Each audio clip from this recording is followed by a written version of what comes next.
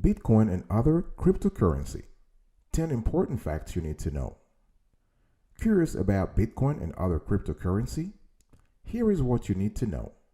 Keep in mind, cryptocurrency is digital money. In other words, there is no physical coin or bill. It's all online. You don't need an intermediary, say a bank, to transfer cryptocurrency to someone on the internet. Bitcoin and Ether are well-known cryptocurrencies, but new cryptocurrencies continue to be created. People might use cryptocurrencies for quick payments and to avoid transaction fees. Some might get cryptocurrencies as an investment, hoping the value goes up. You can buy cryptocurrency with a credit card or, in some cases, get it through a process called mining. Cryptocurrency is stored in a digital wallet, either on the internet or on your computer or on other hardware. Find out more.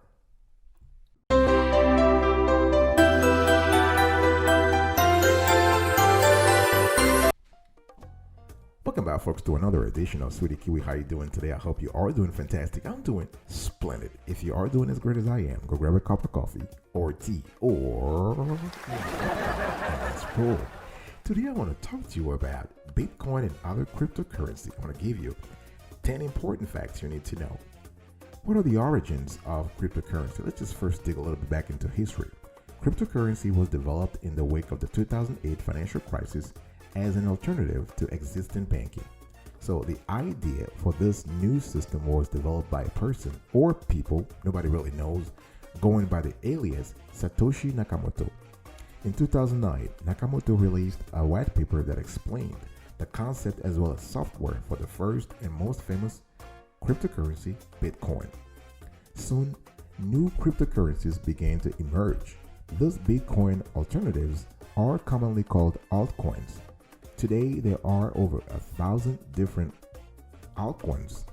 Some tweak Bitcoin's original code, but all function essentially in the same way by using a blockchain. Let me really get into the nitty-gritty here. What is blockchain? Blockchain cryptocurrency. So, in essence, a blockchain is a decentralized database of transactions, commonly called a public or distributed ledger. It's like an accounting ledger that records transactions and is available to anyone who wants to download it. This allows a community of peers to verify information instead of a single central authority. So multiple transactions are grouped together into blocks. So I want you to picture this. These blocks, which are multiple transactions, those clusters of information, right? So these blocks are then verified by a community of users and all together form a blockchain. So the blockchain contains a list of every single transaction involving the coins, all the way back to the genesis of that cryptocurrency, and that is continuously updated as new transactions occur. Transactions are verified when users in the network use their computers to solve a complicated algorithm within the blocks. So that algorithm contains a piece of encrypted information. It's called a hash, H-A-C-H, and that hash links a current block to the previous one. This link between blocks means that established blocks cannot be altered without changing all subsequent blocks. So the public distribution of the blockchain helps to prevent tampering because it would be almost impossible to change everyone's ledger. So in essence, this system of tracking verified transactions adds stability and legitimacy to cryptocurrencies. It prevents users from double spending their coins and prevents the creation of fraudulent coins. So in other words, the blockchain is the number one safeguard to the legitimacy, to the validity of the cryptocurrency. Let's talk a little bit now about the fact that people are anonymous. So you have anonymity. Cryptocurrency and anonymity. Although all transactions are recorded on the blockchain, the personal information of the people exchanging coins is not. So cryptocurrency is made up of two parts, a public key and a private key. So both are needed to verify a transaction.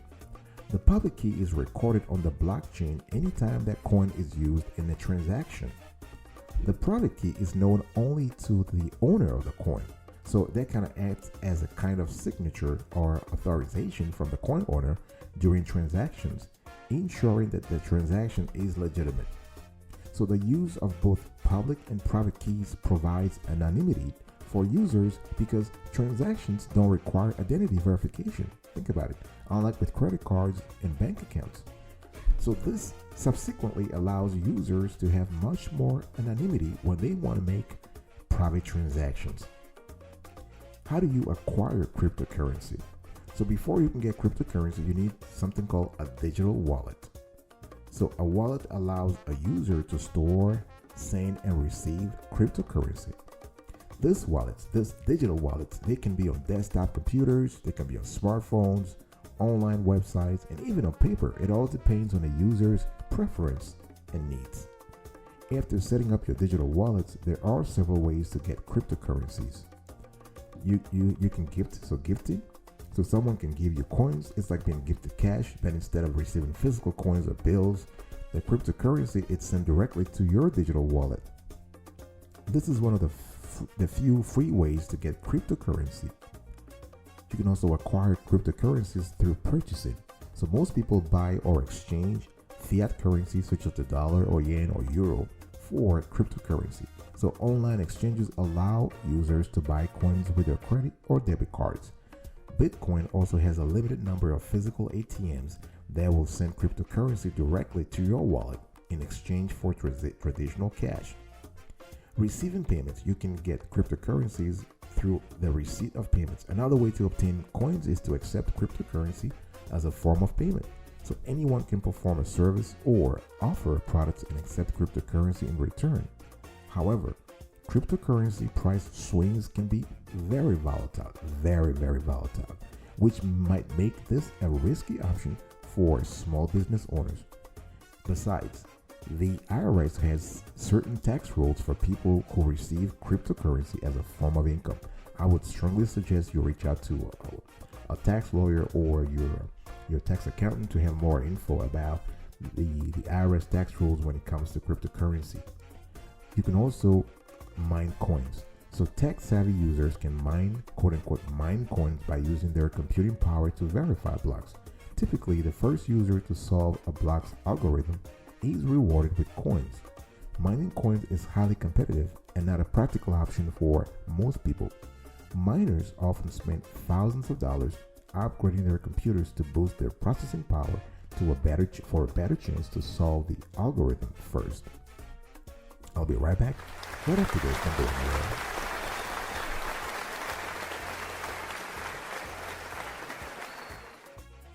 Welcome back, folks, to another edition of Sweetie Kiwi. I hope you are enjoying this conversation. I love cryptocurrency. I love bitcoins and everything else related to crypto. And today I'm talking to you about Bitcoin and other cryptocurrency. I'm giving you 10 important facts you need to know to understand the whole crypto world. Cryptocurrency versus the US dollar. But before I get into that portion of the conversation, please, if you love the content so far and appreciate the clarity, please subscribe to our channel and turn on the notification bell so you are aware whenever we drop a new show. And we plan to drop shows every single day, rain or shine. And like this content, share, and comment below. Okay, what's going on between the cryptocurrency and the US dollar? The fact that cryptocurrencies are digital is not the only important difference between cryptocurrencies and traditional currencies like US dollars. Cryptocurrencies are not backed by a government. Let me repeat that. Cryptocurrencies are not backed by a government. So cryptocurrencies are not insured by the government like US bank deposits are. This means that cryptocurrency stored on the internet does not have the same protections as money in a bank account. So if you store your cryptocurrency in a digital wallet provided by a company and that company goes out of business or is hacked, the government may not be able to step in and help get your money back as it would with money stored in banks or credit unions. A cryptocurrency's value changes constantly. That's the other thing you need to know. The value can change by the hour. An investment that may be worth thousands of US dollars today might be worth only hundreds tomorrow. If the value goes down, there is no guarantee that it will go back up again. Investing in cryptocurrency. As with any investment, I'm just telling you, before you invest in cryptocurrency, you want to know the risks and how to spot a scam. Here are some things to watch out for as you consider your options. No one can guarantee you will make money. No one. Don't listen to all those gurus telling you you'll make money instantly. That's false. No one can guarantee you will make money. Anyone who promises you a guaranteed return or profit is likely a scammer. Just because an investment is well known or has celebrity endorsements does not mean it is good or safe. That holds true for cryptocurrency just as it does for more traditional investments. Don't invest money you cannot afford to lose. Another thing you need to know when it comes to investing in crypto is that not all cryptocurrencies or companies promoting cryptocurrency are the same. So you want to look into the claims that companies promoting crypto are making. Search on the internet for the name of the company, the cryptocurrency name, plus words like review, scam, or complaints.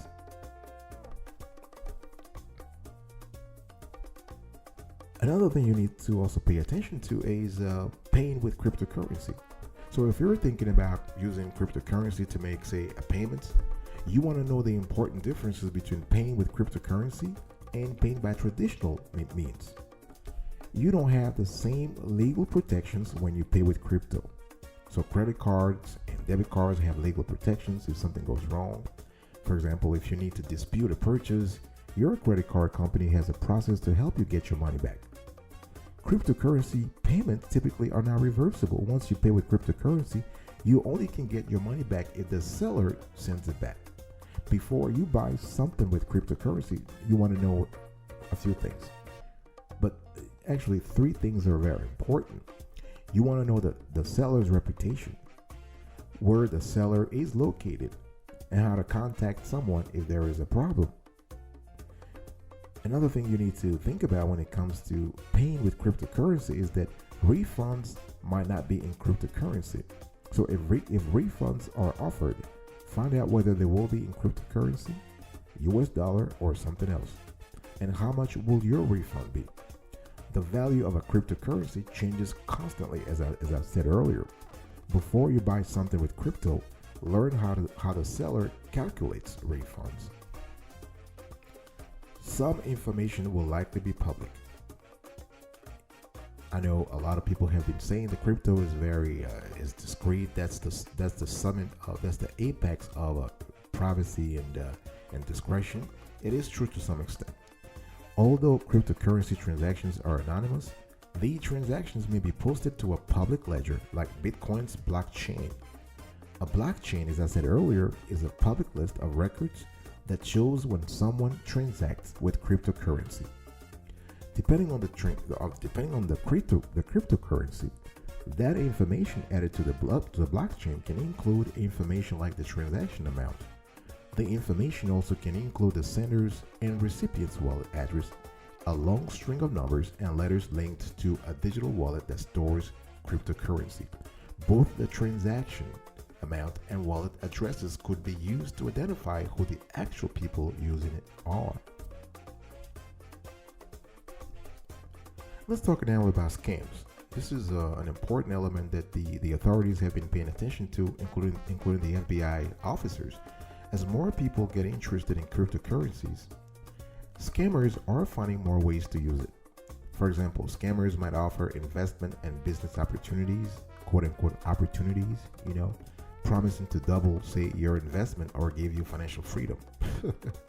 So you want to watch out for anyone who guarantees that you'll make money, promises you big payouts that will double your money in a short time, promises free money in dollars or cryptocurrency, or make claims about their company that are not clear.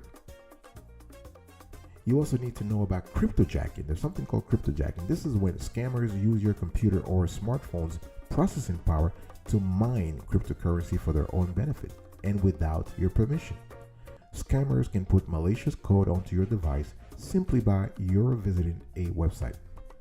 Then what they do is they can help themselves to your device's processor without you knowing it. So if you notice that your device is exceedingly slower than usual, burns through battery power quickly, or crashes, your device might have been cryptojacked. Here is what to do about it. You want to close sites or apps that slow your device or drain your battery. Use antivirus. Set software and apps to update automatically, and never install software or apps you do not trust. Do not click links without knowing where they lead, and be careful about visiting unfamiliar websites. Also, last but not the least, please consider a browser extension or ad blockers that can help defend against cryptojacking. But honestly, folks, you want to do your research first. You want to read reviews and check trusted sources before installing any online tools. Some websites may keep you from using their site if you have blocking software installed. This is something you need to know. I'll be right back after this. Don't go anywhere.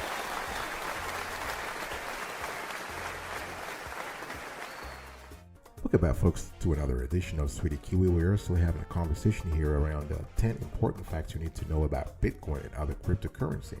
And number 10, let's just do some a little bit of perspective analysis here. Let's talk about the future. Some people use cryptocurrency as a cash alternative. Others think of coins as a type of digital gold. Most financial professionals, however, are still skeptical about investing in these coins. But the use of cryptocurrency is definitely growing. As more institutions begin to accept these coins as payment, at least some types of cryptocurrency are likely to be around for the foreseeable future. So this is a force to be reckoned with. Crypto is not going anywhere. It is here. It will be here with us. It's just better to understand how to work with it and how to not lose too much money and protect yourself as you start using the cryptocurrency. How do you report scams? I was talking to you earlier about scams and cryptojacking. How do you support scams? You can report fraud and other suspicious activity involving cryptocurrency or other digital assets to the FTC, and the website is ftc.gov/complaints. You can also do this with the Commodity Futures Trading Commission, the CFTC, and their number is 866-366-2382. Again, the number is 866-366-2382, or you can go to the website cftc.gov/tip or complaint. And you can also report some kind of a fraud or other suspicious activity involving crypto to the SEC, to the U.S. Securities and Exchange Commission, and you go to sec.gov/TCR. T as in Tom, C as in Charlie, R as in Robert.